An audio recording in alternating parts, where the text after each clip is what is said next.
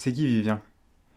Alors c'est un jeune homme de 24 ans qui s'en est sorti après 2 années vraiment difficiles, mais maintenant il trouve l'énergie d'avoir envie d'aller de l'avant. Quand j'étais petit, j'étais fasciné par la vie grouillante, enfin les insectes par exemple, tout ce qui allait dans tous les sens, tout ce qui s'arrête jamais, le mouvement ininterrompu de la vie. Et donc je passais un peu mon temps tout seul dans le jardin, à retourner les cailloux, à chercher les bestioles sous les feuilles, à racler la terre. Et j'étais un gamin assez solitaire. Et donc à l'école, ça a toujours été un peu difficile. Et en secondaire, c'est devenu vraiment catastrophique. J'arrivais plus du tout à suivre. Et j'essayais de le cacher à mes parents parce que c'était pas facile du tout entre eux à ce moment-là. Et moi, j'avais pas envie de leur rajouter ce stress de devoir s'occuper de moi alors que je voyais qu'ils étaient déjà. Enfin, ils avaient déjà du mal à s'occuper d'eux-mêmes, quoi. Et puis j'avais un peu honte aussi parce que je savais que ça devait pas être si compliqué que ça parce que les autres ils y arrivaient et moi j'y arrivais pas. Et donc j'avais un peu honte de ne pas réussir. Et, euh, et quand mes parents se sont vraiment rendus compte de la situation, il était trop tard et j'étais bah, déjà vraiment déscolarisé, quoi. Et ensuite, quand j'ai arrêté d'aller à l'école, bah, ça a été une période vraiment difficile parce que j'ai commencé à traîner avec les mauvaises personnes, à, à faire des trucs que je regrette un peu d'avoir fait. Et, enfin, c'était bien ni pour moi ni pour les autres. Et c'est aussi à cette période-là que j'ai fait mes tatouages parce que ça me donnait, j'étais tellement perdu en fait à ce moment-là et ça me donnait l'impression de m'ancrer en fait d'une façon ou d'une autre dans la réalité, dans la vie. Ça me donnait quelque chose de solide à quoi me raccrocher. Et après, j'ai quand même eu un peu un sursaut et une envie de m'en sortir. Et c'est là que je suis allé dans une communauté d'accueil alternative, très écolo, qui faisait de la permaculture, qui essayait de vivre un maximum en autarcie, en communauté, en prenant soin les uns des autres. Et c'est là que j'ai appris à cultiver, à faire du pain. Et, euh, et c'est aussi là que j'ai été sensibilisé à l'écologie et aux manifestations pour le climat. Surtout parce que il y avait une fille qui venait parfois dans la communauté où j'étais qui s'appelle Maya. Et en fait, si j'allais aux manifestations, c'était surtout parce que je voulais la voir au début. Et après, elle m'a fait découvrir ces questionnements-là. Et ensuite, je me suis vraiment intéressé. Et, euh, et quand j'étais dans cette communauté, j'ai découvert vraiment ma passion pour le pain, en fait, et la fascination que j'avais devant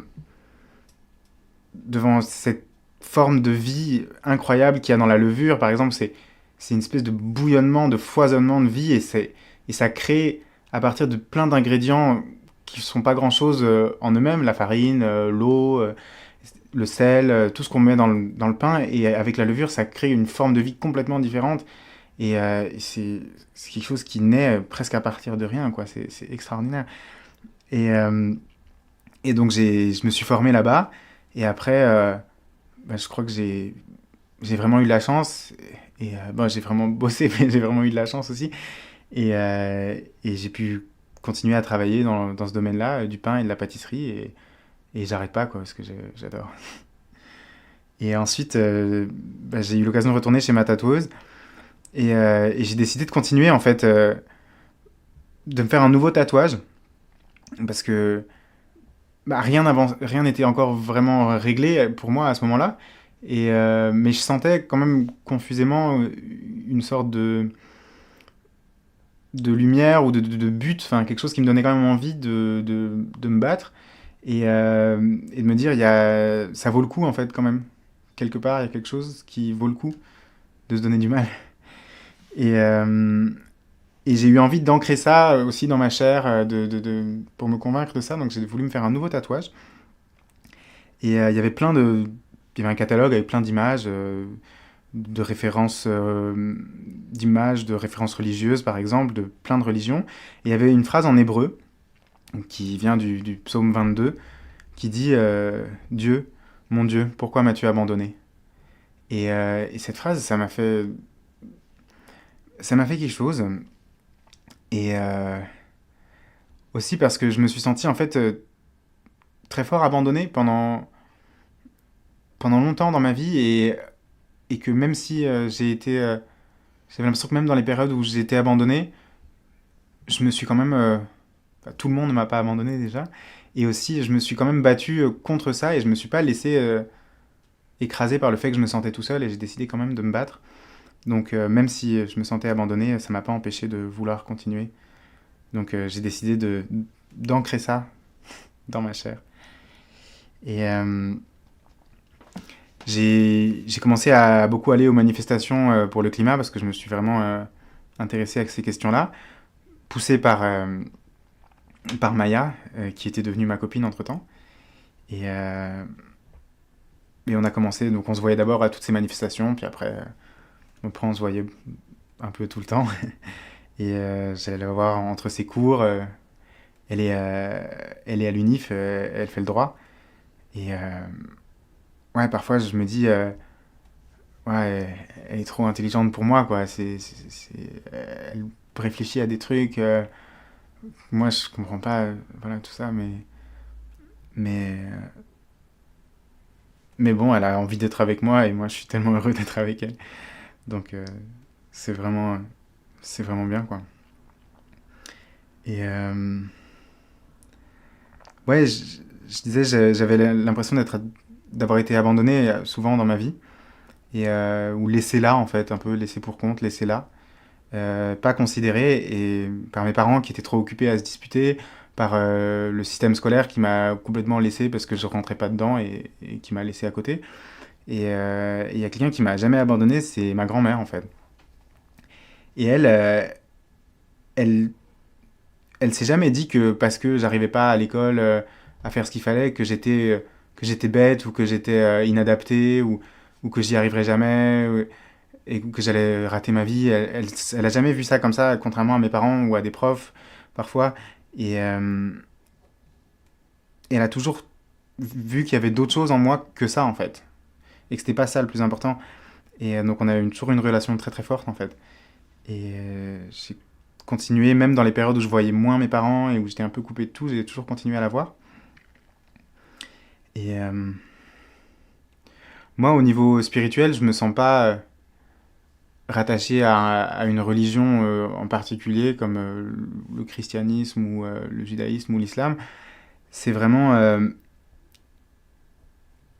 la vie en général, en fait, enfin, que ce soit animal ou végétal. Enfin, je sais pas exactement comment dire ça, mais quand on voit tout ce système avec tous ces petits éléments qui fonctionnent les uns par rapport aux autres, dans la nature, les saisons par exemple, les arbres, la chaîne alimentaire, toutes ces choses-là, on se dit c'est tellement parfait, tellement évolué, tellement performant comme système, ou même le corps humain, enfin comment ça fonctionne, c'est un système tellement fascinant et tellement incroyable que ça peut pas être le fruit du hasard, un système aussi perfectionné. Il y a quelque chose qui a dû penser ça quand même. C'est pas possible que ce soit juste comme ça, quoi. Donc moi, je pense pas que ce soit euh, qu'on trouvera la vérité là-dessus dans un livre, mais je pense qu'il y a quelque chose. En tout cas, il y a une forme d'intelligence qui a dû créer ça, parce que je vois pas comment c'est possible autrement. Et, euh, et c'est et quand je travaille avec mes mains, quand je fais du pain, quand je fais de la pâtisserie, j'ai l'impression de contribuer à ce grand mouvement de la création en fait. Parce que moi aussi, du coup, je prends différentes petites choses et je fais avec un plus un, je fais 3 quoi. Donc j'ai l'impression de me, à mon petit niveau, mais de me mettre dans ce grand mouvement créateur. Et, euh, et ça, j'ai l'impression que ça donne un sens à ma vie, quoi. Et c'est ça qui m'a sauvé, en fait. Et quand j'ai eu cet accident, en fait, mes mains, c'est tellement, tellement important pour moi parce que c'est ça qui me permet de faire mon métier en fait. Et c'est pas juste mon métier, enfin c'est toute ma vie. Et donc voir ces mains détruites, complètement brisées, avec les broches et tout ça, et se dire que je pourrais plus jamais faire ce pourquoi je me suis tellement battu. J'ai l'impression de voir en un instant s'effondrer tout ce que j'ai mis tellement de temps à construire.